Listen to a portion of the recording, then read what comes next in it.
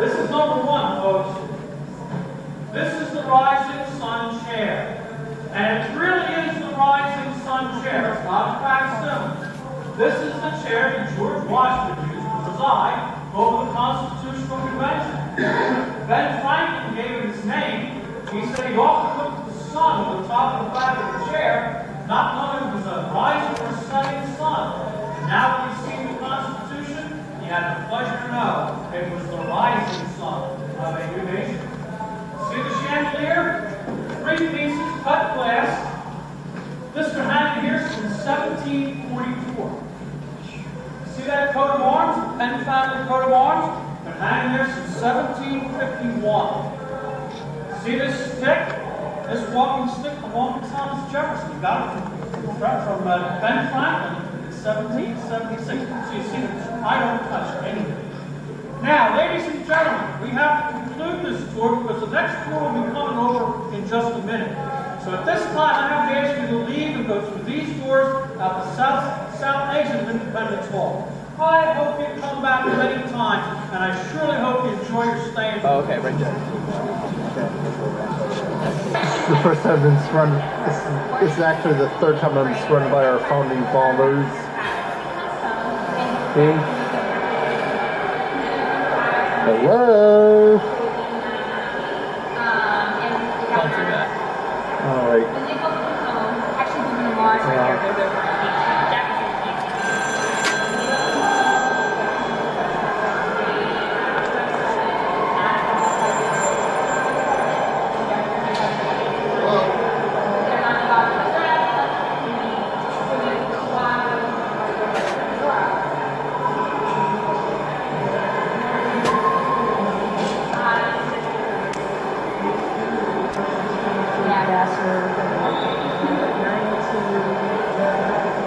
Where?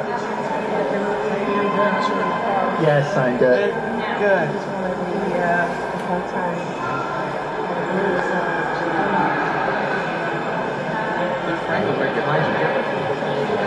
And as the traitors that they were. All of a sudden, to lose the war meant to lose your life. So objective number one is to not lose the war. Whether they wanted to become it or not, these men became the first government of the United States of America. They didn't have any choice. To lose was to die. So here they were. And they weren't fools. They knew that they weren't going to defeat Great Britain all by themselves. They needed outside help. So they sent representatives to 3 countries in Europe that had fought Britain many times. To the French, to the Spanish, and to the Dutch. And all 3 of those countries were quite sympathetic. But they also remind us, you know, you guys are brothers, and brothers have fights, then brothers make up. If we get into this war, and then you guys make up, we have to fight both of them. And we're not going to do that. When you mean business, come back and see us. Well, by mean business, they meant declare your independence. Now, this was a tough step, but these guys knew that that was going to happen eventually. This just pushed them over the brink. This, my friends, is the Virginia table. It was from this table on the 7th of June, 1776, that Richard Henry Lee got up and he made a motion. Now, Richard Henry Lee is the uncle of that more famous Robert E. Lee. Well, Richard Henry Lee got up and he moved that these united colonies are and of right ought to be free and independent states. Congress heard Lee's motion. They did what Congress always does. They submitted it to a committee. But what a committee! John Adams of Massachusetts, Roger Sherman from Connecticut, Robert Livingston of New York, Dr. Benjamin Franklin, who always sat here, this being the Pennsylvania table, and a tall, sandy-haired lawyer from Virginia named Thomas Jefferson. He was but 33 years of age, a young man, but he was also the best writer in the colonies. And so the committee asked him to prepare the rough draft of a Declaration of Independence. Well, for 17 days in June, Jefferson wrote, gave the committee his rough draft. They made a few changes. They brought the document into this room, and Congress went over it line by line. And they made changes. Reason? they were putting their heads in the noose by signing this thing that ought to say exactly what they wanted. Well, on the 4th of July, 1776, right here in this room, Thomas Jefferson's Declaration of Independence was approved and sent to the printers. 220 copies were rushed up and down the coast to all the colonies to be read to all the people. Now, that wonderful handwritten copy, you know, the one that looks like this. Now, there were 220 of the printed ones. There was only one of these, all right? The original is down at the National Archives in Washington, D.C. This came from our gift shop. You'll have to do. This was signed on that very spot on the 2nd of August, 1776. Okay? The first to sign was that fellow from Massachusetts, John Hancock. You know, he made that big signature in the middle we've all come to know. Okay? And when he signed it, Hancock then turned, go ahead. I'm trying to accommodate everybody. Okay? Then he turned the document around for the others to sign, and no one got up. No one got up for about 20 minutes. And finally, Hancock said to these guys, look, if this goes to Britain as is, mine is the only signature on here. You know, give me a break. That's when Dr. Franklin got up and he made a very famous statement. He said, you know, if we don't all hang together now, gentlemen, we will surely all hang separately later. Take it up and he signed. 56 individuals eventually signed this. It took some courage to sign this. If you sign this and we lose the war, the British know who to come and hang. You gave them your autograph. Okay, so it took a lot of courage to sign this. But these were men of rare courage to sign what they did. Now, the other reason why this room is so important to we Americans, you do realize our first government, the Articles of Confederation, failed. This was a weak league of friendship between 13 little independent countries. And while the war was on, boy, were we united. But when the war ended, we began to drift apart and began to argue over everything, over boundaries and territory, over the rivers that flowed into the interior, over taxes. Does that sound familiar to anybody in this room? Okay. We argued over foreign affairs, trade, war, peace, all kinds of things. Finally, those two gentlemen I told you about in the East Wing, James Madison and Alexander Hamilton, called for a meeting in this very room to strengthen the Articles of Confederation of government. Now, the trick was you needed all 13 states to agree to any change. Anyone here from the great state of Rhode Island? See, Rhode Island still hasn't representatives. Rhode Island refused to participate. The 12 states that sent delegates understood they were going to have to scrap the old government and start anew. Now, they weren't sent here to do that, so some of them left. Those that remained met in secret. They met in secret, and they kept the secret. Can you imagine how fast somebody got that out the door today? They had the doors closed and sealed, the windows closed and sealed. This is an average day in July in Philadelphia. Okay? Imagine when it really gets hot, and it does. Hot noon. These guys have all their clothing on, you know. It got hot in here, and I mean the rhetoric got hot. These guys argued loud and long over every aspect of the new government. How strong would the federal government be as compared with the states? Big question. How strong would this new president be? Would he be a king? How many houses in Congress? What kind of things would they legislate? What kind of things were prohibited? They argued loud and long. Slavery was a big issue here in Philadelphia. Northern states wanted to end the African slave trade. Southern states, especially Georgia and South Carolina, informed these guys, we can't live without slavery. If you get rid of the slave trade, we won't join your country. And boy, I mean, they argued loud and long over this stuff. Many times it looked like they leave and there'd be no new government. But finally, on the 17th of September, 1787, they put together enough compromises But the United States Constitution was again signed at that very spot and sent to the states for their approval. You notice I haven't put my hands on anything in here? We have a lot of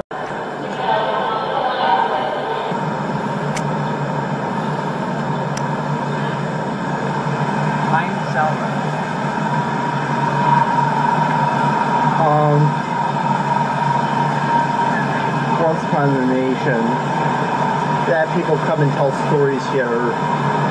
Yeah, it's for the Philadelphia walks. Well, we're here to, I think the best thing is the walk on here and the thing now. Because what we're knocking out.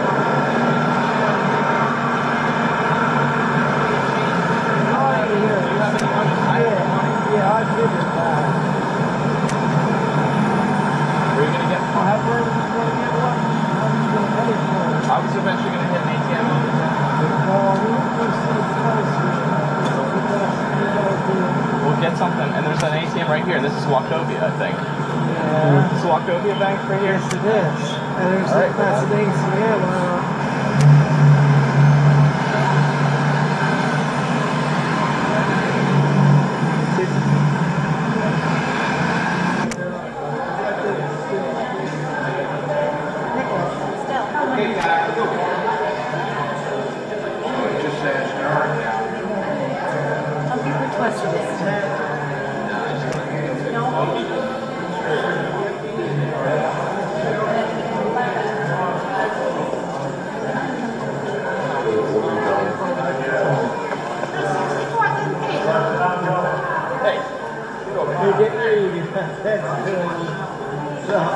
Oh, do you need a picture? Yeah. Well, I just hit the red button, Ted?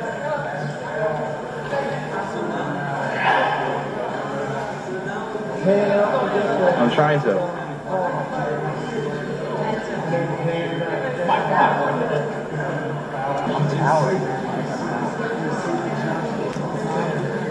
Ready?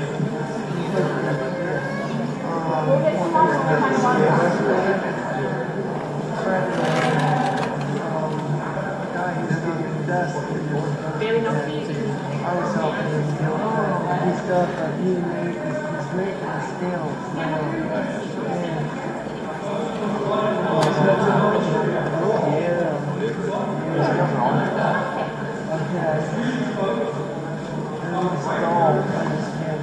No, it's just the way it sits.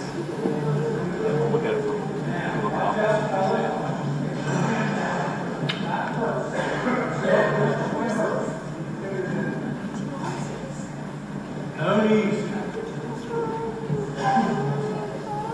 I'd like to welcome you today, folks, to Independence Hall. This building was begun in 1732 and largely completed by 1744. It was the colonial government house of the Penn family. William Penn founded the colony of Pennsylvania in 1682, ran it basically on his own until his death in 1718, and then his widow and his sons ruled the colony until the Penns were rather rudely ousted from power in 1776. This then became known as the Pennsylvania State House, and the official title of this building, even to this day, is the Pennsylvania State House. We get that wonderful name, Independence Hall, from a very famous visitor who came here in 1824. He was the Marquis de Lafayette. He was that very famous Frenchman who rose to become second in command to George Washington himself during the Revolution. But when he came to Philadelphia, he announced he was going to the Hall of Independence, and a big crowd followed him. And City Father said, good name. And so Independence Hall has been ever since, excuse me.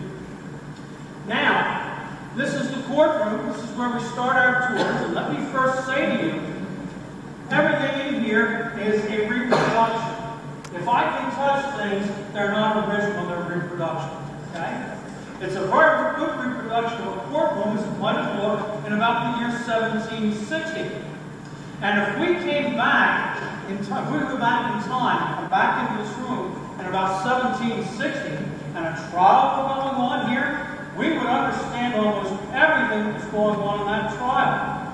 Reason is, our legal system comes to us lock, stock, and barrel from Great Britain. I mean, when we gave up being English, we didn't give up everything that was English. Okay? And let me show you what I mean. When you walked into this room, you didn't have to open a door. You see, if you were accused of a crime, you were entitled to a speedy and a public trial. Oh my, would the public have been where you are now? I mean, wow, it was interactive too, but I'll tell you, they were hooting out. It was really something. Also, if you were brought in here already, a grand jury would have said there was enough evidence to warrant a case. 12 in this box, 12 in this box. Okay? And if you were brought in here for trial, you could bring witnesses in here to testify on your behalf. And you could question those who would testify against you. Witnesses gave their testimony up here in the witness box after having sworn the same oath you hear in an American or British courtroom to this day, that you'll tell the truth, the whole truth, and nothing but the truth, so help you God. The jury of 12, which decided on guilt or innocence, met right here in this box. Now, there are some differences. Come here, my young friends. Come with me. Right up in here. Now, here's a man. Guilty. This, friends, let him up front there. Wait, turn around there. Let him up front. This is the prisoner's box. This is where the prisoners literally stood trial. And you didn't slouch, you didn't slump, because if you did, the bailiff would use his tip staff. That's a brass tip. He'd smack you on the back of the head. You got the idea real quick that you stood trial. Now, here we have a gang of desperados. All right? What says this jury? Are these guys innocent or guilty? Guilty? Oh, Innocent until thank you very much, gentlemen. Send them away. Being our prisoners of the day.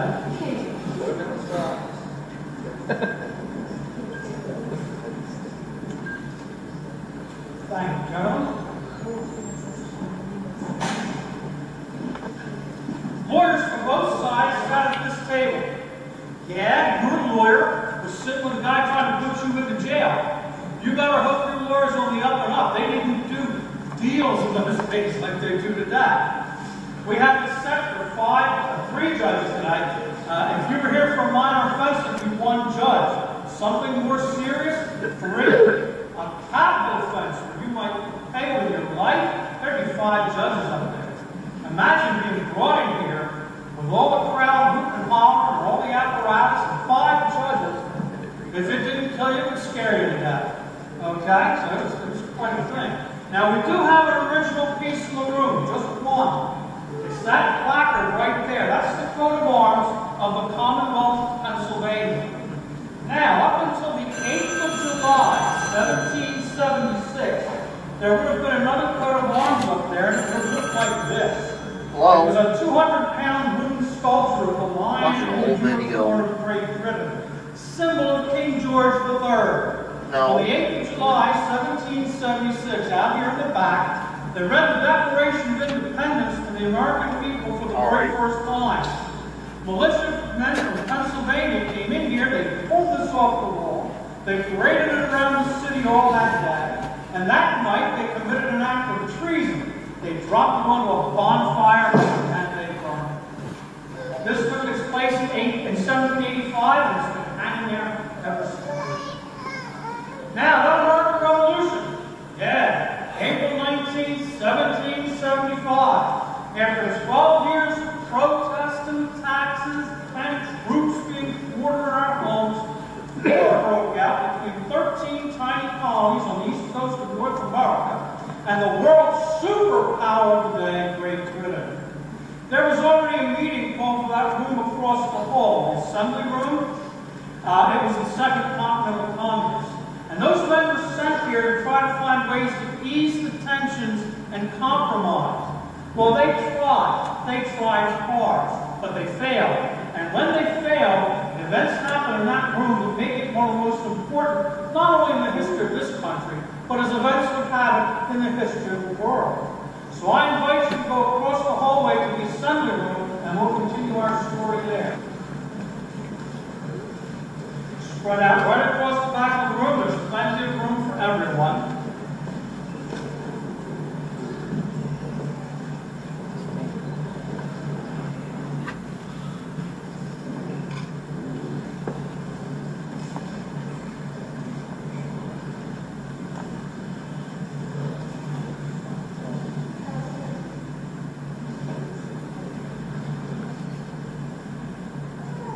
Now this is the room you came here to see today, ladies and gentlemen. This is the assembly room at Independence Hall.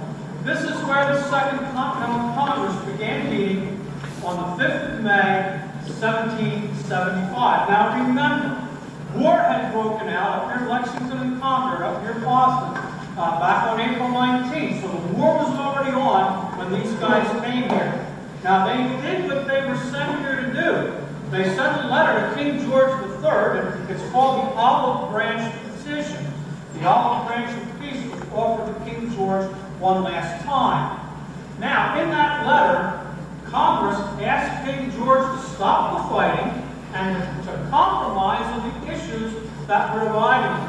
Issues like taxation, representation in Parliament, acts of trade, those writs of assistance, those general search warrants the British used, and the quartering of troops in our homes at our own expense. Well, they got a reply from King George III. He told these men that... And it's really amazing. That's pretty significant.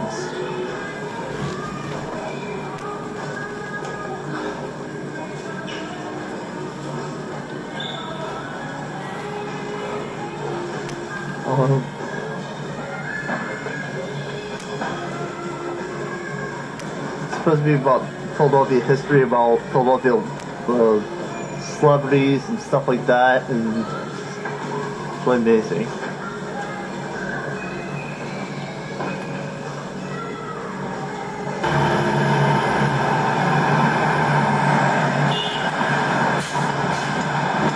Oh, sorry.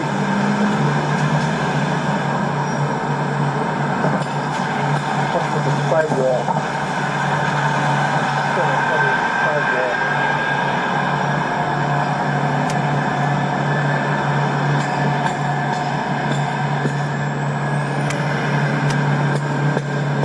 Oh, here we are in Philadelphia. It's been about a while since James was supposed to be showing up, but he should be coming soon. I think. I guess. I wonder. I hope.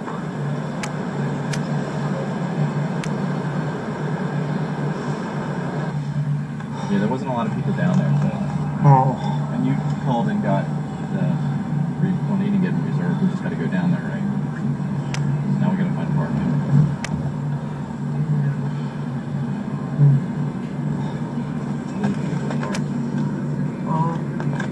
On the directions. Alright. Take Market. Go over 6th. You'll see Independence Hall on your right. Then make a left onto. That's where I was waiting for you. What's that? Down, all the way down Independence Hall. No, there. Back at the gallery? Yeah. I figured. So wait, go down to 6th and then what? Yeah, it's you see that Wachovia building? Yeah. We want to make a left there. Now, find parking around the Independence Mall. Okay? And if not, then we'll find it up by the let me just guide you. It's easier than trying to talk. Not just down my one, make a left. This is a visitor center. That's where you take your ticket.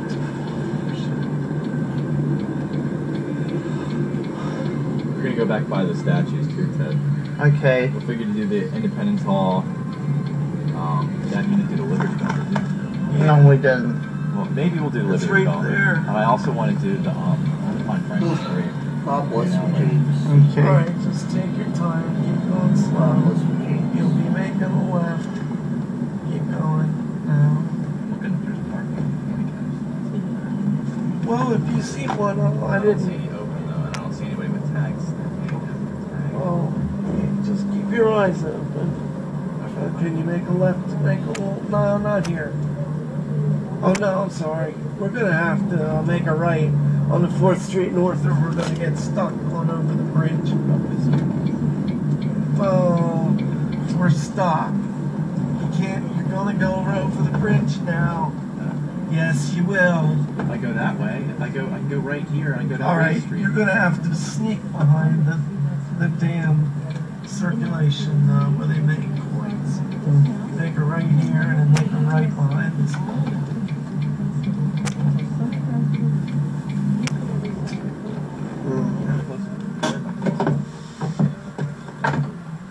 Hey, where's all the quarters?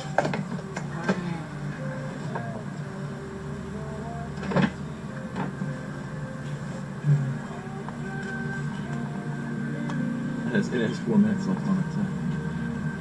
Here, good. Ted, can you pop these in the thing? Got them all?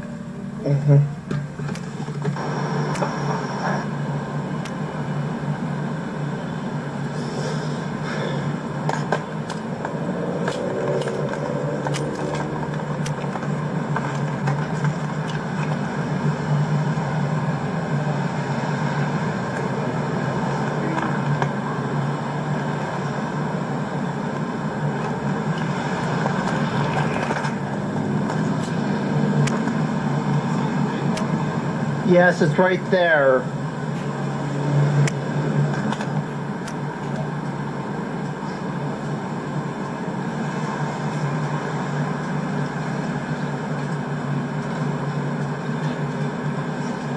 That's Benjamin Franklin's last resting place, where all those pennies are. People throw pennies on this grave to show respect. Those 3 minutes of our country has gone through. Is this where he's buried right here? Yeah. I threw a penny on that grave. How'd you know to do that? Because you saw it on there? Yeah. Oh, there it is.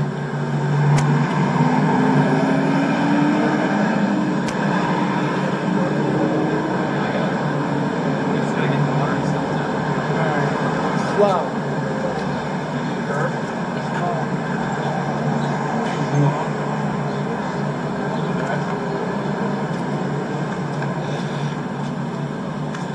It's right here. You want this one? Okay. You want to get the ticket for We gotta go here.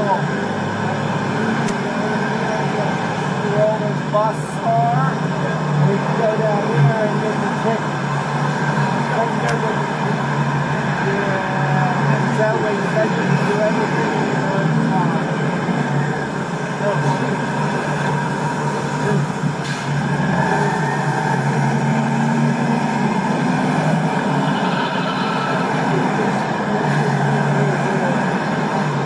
How far away from the right there? One day we all go down there.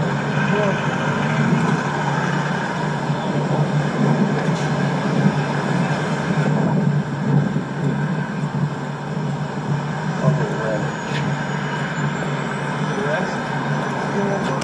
Where we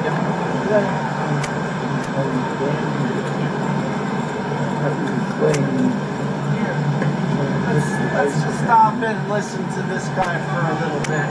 This guy in costume. Yeah, they're fun. I don't think you can get in. You gotta get a ticket.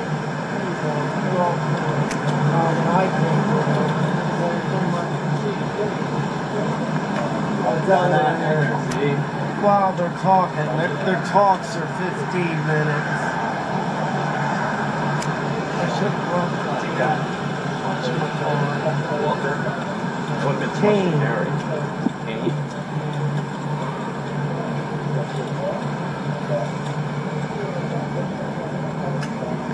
Oh, that's the guy he was talking about. We can wait right here, Ted. Well, I'd rather get tickets. This goes on all the time. Alright.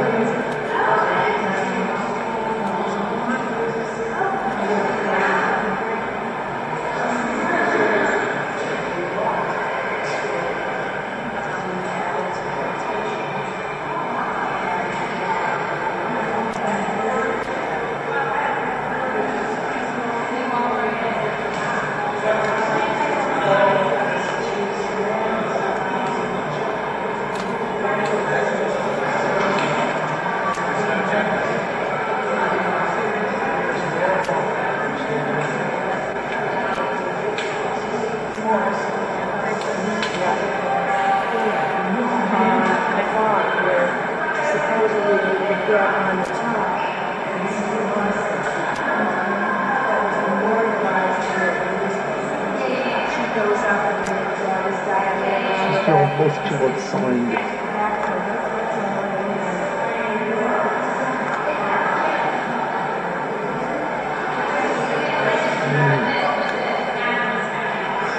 Please.